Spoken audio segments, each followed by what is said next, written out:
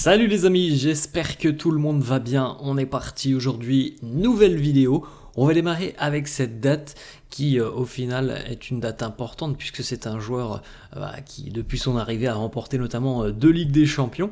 C'était il y a 3 ans, jour pour jour, le 31 août 2021, exactement jour pour jour, l'arrivée officielle d'Eduardo Camavinga en provenance du Stade Rennais. C'était un petit peu la surprise du dernier jour du mercato madrilène en 2021. Alors on en avait déjà parlé pendant 2 mois, voire même un petit peu plus auparavant. Et donc voilà, le dernier jour du mercato, le Real était allé chercher Eduardo Camavinga. Ça avait été une surprise assez importante sur ce dernier jour de mercato. Et voilà, le rendement d'Eduardo a été exceptionnel. La progression d'Eduardo a été exceptionnelle tout au long de ces 3 saisons du côté du Real. Il a pris une importance capitale et majeure dans les succès madrilènes et je suis persuadé que dès lors qu'il va revenir, donc peut-être voilà, d'ici un mois, il va avoir un rôle très important aussi cette saison. Moi, c'est un de mes joueurs préférés, et Eduardo, j'aime beaucoup voilà, cette capacité qu'il a à être hyper dynamique, à être très juste balle au pied. Il est doué techniquement, il est très à l'aise défensivement, il est capable d'apporter offensivement. Je trouve que c'est un joueur très complet. Il est peut-être pas toujours utilisé à 100% par Carlo. Je pense que ça va changer cette année. Je sais qu'il y avait beaucoup de rotation, beaucoup de concurrence tout simplement pour Camavinga. Je pense sincèrement qu'il a montré déjà à de nombreuses reprises que c'est un joueur de très haut niveau, de grande classe et qu'il va avoir un rôle très important tout au long de la saison. J'ai vraiment hâte de le revoir, Eduardo. C'était donc il y a 3 ans, son arrivée du côté de Madrid. On regarde les amis les unes des quotidiens madrilènes. Le quotidien AS qui titre Mbappé no es el problema. Mbappé n'est pas le problème. Le Real soutient le français qui pour le moment n'a toujours pas marqué en Liga. C'est le meilleur sans discussion. Voilà ce qui est considéré par le club.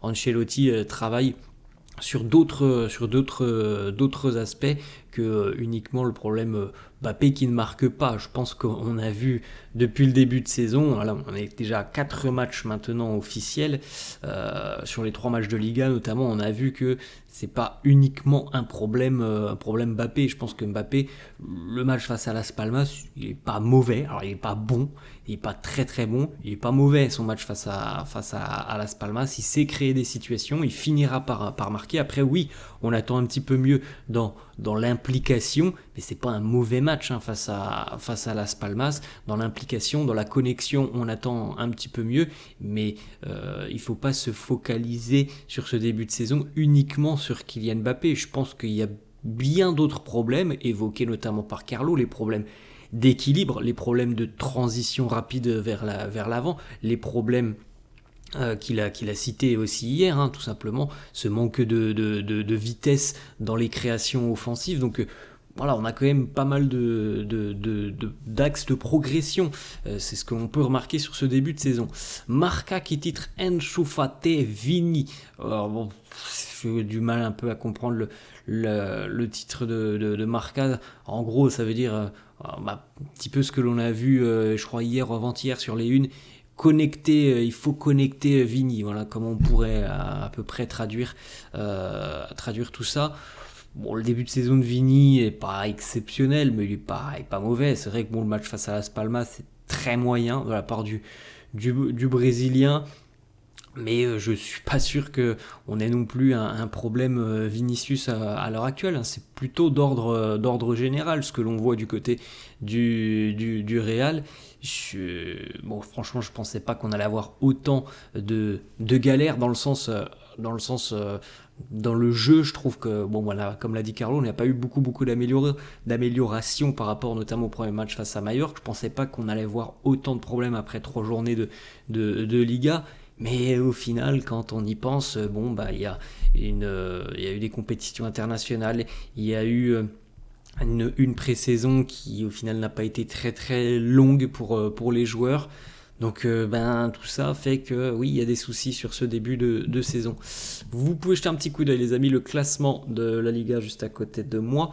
On démarre donc la 4e journée ce week-end avec des matchs aujourd'hui, des matchs demain. Le Barça en tête, donc avec 9 points. Le Barça est la seule équipe d'ailleurs qui a réalisé le plein de points depuis le début de saison. D'ailleurs, les Catalans vont recevoir Valladolid aujourd'hui, un adversaire que le Real a affronté il y a moins d'une semaine. Donc, ça peut faire 12 sur 12 pour le Barça.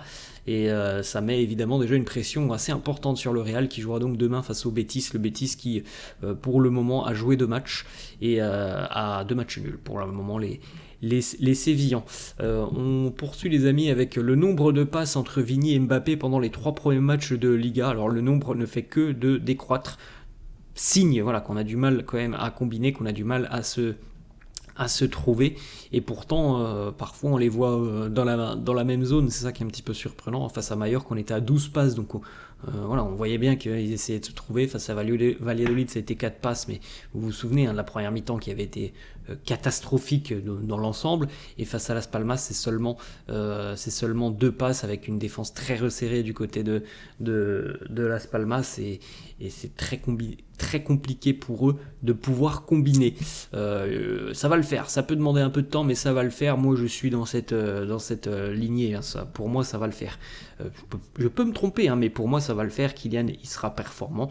On en parlera peut-être dans 6 mois. On fera peut-être un premier bilan, dans 6 mois.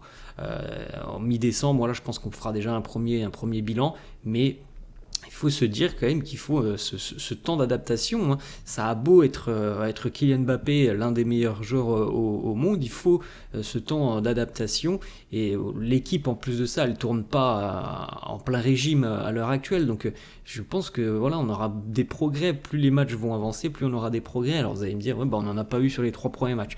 C'est vrai qu'on n'en a pas eu beaucoup sur les 3 premiers matchs, mais je pense sincèrement qu'il faut du temps. Tout Kylian Mbappé qu'il est, pour moi ça va fonctionner, mais il faut du temps. On regarde 2 petites photos de la séance d'entraînement de la veille. Hendrick présent à l'entraînement, et puis comme tout le monde d'ailleurs, Hendrick, mais voilà, une petite photo. On retrouve Arda Güler notamment aussi présent sur cette photo, ou encore Brahim Diaz. Une petite information mercato. Alors hier, le Betis a tenté sa chance sur le dossier Dani Ceballos. Les Verdes Blancos ont tenté une offre auprès du Real. L'offre a très rapidement été repoussée par le Real. Donc Dani Ceballos continuera du côté du Real. L'opération avec le Betis semblait impossible. Pour le prix entre autres, mais aussi pour d'autres clauses, notamment sur les droits du joueur. Bref, ça ne se fera pas. Dani Ceballos va continuer du côté du Real. C'était aussi l'un des choix de Carlo. L'une des décisions de Carlo. Il ne voulait pas voir Dani Ceballos quitter le Real sur ces derniers jours de mercato. Autre information, ça c'est plutôt une bonne nouvelle. C'est le quotidien Relevo qui nous annonce que la blessure d'Eduardo Camavinga s'améliore très rapidement, visiblement. Et il a déjà démarré à la course à faible intensité, mais c'est quand même plutôt une bonne nouvelle. On rappelle que Cama s'était blessé juste avant le match face à l'Atalanta, donc c'était déjà une grosse quinzaine de jours. On évoquait 2 mois d'absence. Donc d'ici 1 mois à peu près, on espère que Cama sera opérationnel et qui pourra évidemment aider l'équipe. On poursuit avec une petite information mercato aussi sur Jesus Régnier, qui voulait continuer du côté du Real en espérant avoir du temps de jeu. Alors ça, c'est ce qu'il pensait lorsqu'il était de retour, notamment pour les premiers entraînements il y a quelques semaines en arrière. Il a très rapidement compris que ça ne serait pas possible, évidemment, au vu de la concurrence incroyable et accrue dans le secteur offensif. Jesus Régnier va de nouveau être prêté sous la forme d'un prêt, du côté de Grenade en 2e division espagnole. Grenade qui était en Liga la saison dernière, qui est relégué. Donc c'est encore une fois une opportunité pour lui d'acquérir du temps de jeu. Maintenant, ça fait quand même quelques années qu'on entend le nom de Jesus Régnier, qu'il a beaucoup de mal à performer au plus haut niveau. Ça s'est pas bien passé du côté de Dortmund, c'était un peu mieux du côté de Frosinone. Donc maintenant, c'est quand même décroissant. C'est passé de Dortmund, Frosinone, Grenade en 2e division.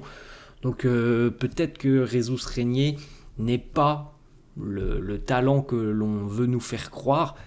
Il est encore très jeune, il peut encore évidemment beaucoup progresser, mais à l'heure actuelle, il est très loin, Jesus Régnier, du niveau d'une équipe comme le Real Madrid et d'une équipe première du Real. Il n'y a pas de place pour lui, et de voir que c'est Grenade au final qui recrute sous la forme d'un prêt Jesus Régnier, ça montre aussi que il n'y avait pas forcément beaucoup de gros clubs entre guillemets intéressés, et donc à l'heure actuelle son niveau, c'est le niveau d'un joueur d'une équipe de Liga peut-être, mais de bas de tableau, parce que Grenade, c'est une équipe qui était reléguée la saison dernière, donc voilà, pour le moment Jesus Régnier ne peut pas aller voir plus haut. Lui il aimerait bien, mais il n'a peut-être pas tout simplement les capacités pour aller voir plus haut à l'heure actuelle. On regarde les amis, deux petites informations. Ligue des Champions. Alors le classement au niveau de la Ligue des Champions qui va démarrer dans à peu près 15 jours maintenant, un petit peu plus de 15 jours. Le classement au final de ces 8 journées sera très important, puisque les équipes qui termineront numéro 1 et numéro 2 ne pourront pas s'affronter avant la finale. Ça c'est une information très importante. Imaginons que le Real fasse un 8 sur 8, allez, pourquoi pas, bon, il y a peu de chances que ça se passe comme ça, mais imaginons que ça fasse un 8 sur 8, le Real termine premier, et bien le Real par exemple ne pourrait pas affronter, je dis n'importe quoi, mais Manchester City, dans l'autre partie de tableau, qui fait aussi un 8 sur 8, et bien les deux équipes ne pourraient pas s'affronter avant la finale. Donc voilà, c'est une petite particularité de cette nouvelle édition de la Ligue des Champions. Et puis une autre information aussi, les équipes d'un même pays peuvent jouer directement l'une contre l'autre après la phase de championnat, dans le nouveau format de la Ligue des Champions. Donc on pourrait avoir dès les 8e ou les 16e peut-être même, si ça se passe pas bien, eh bien on pourrait avoir un Real Atlético, un Real Barça par exemple. Ça pourrait arriver très tôt dans la compétition. Il me semble que sur l'ancien format de la LDC, je crois que c'était pas avant les demi-finales que l'on pouvait avoir deux équipes d'un même pays qui s'affrontaient. Là ça sera beaucoup plus tôt dans la compétition. Pour information, les amis, on a donc 36 équipes engagées en Ligue des Champions. Pour être en 8e de finale, il faut donc terminer parmi les 8 premiers de ces 36 équipes. Alors, pas de panique, si tu termines entre la 9e place et la 26e place, eh bien, tu auras l'opportunité de jouer les 16e de finale, mais donc ça veut dire un tour en plus. Un tour en plus, probablement au mois de février à peu près, peut-être fin janvier, début février. Donc voilà, l'objectif c'est quand même de terminer dans les 8 premiers, mais vous savez très bien qu'il y a beaucoup d'adversité en Ligue des Champions. On enchaîne avec une petite information qui concerne le fiston de Marcelo, le jeune Enzo, qui vient déjà d'être promu avec la catégorie Juvénile C. À tout juste 14 ans, il va jouer déjà avec les moins de 16 du Real. Il est considéré comme un jeune joueur très prometteur, le fils de Marcelo, qui contrairement à son papa joue plutôt attaquant, je crois, le fils de Marcelo.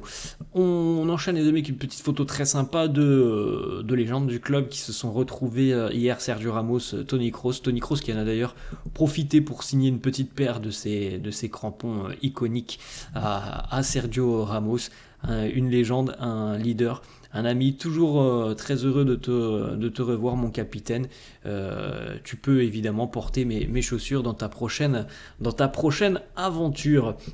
Sergio Ramos aussi, Toni Kroos, qui ont pu échanger les petits maillots de leur sélection respective, Allemagne et Espagne, avec des petits messages qu'ils ont laissés sur les maillots qu'ils ont donnés, donc qu'ils se sont donnés l'un à l'autre. Deux petites informations internationales.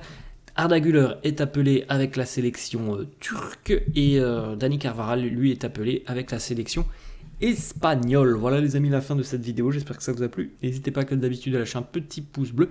N'hésitez pas non plus à vous abonner à la chaîne. Merci à tous ceux qui le feront. Je vous souhaite une bonne journée, je vous dis à la prochaine. Ciao.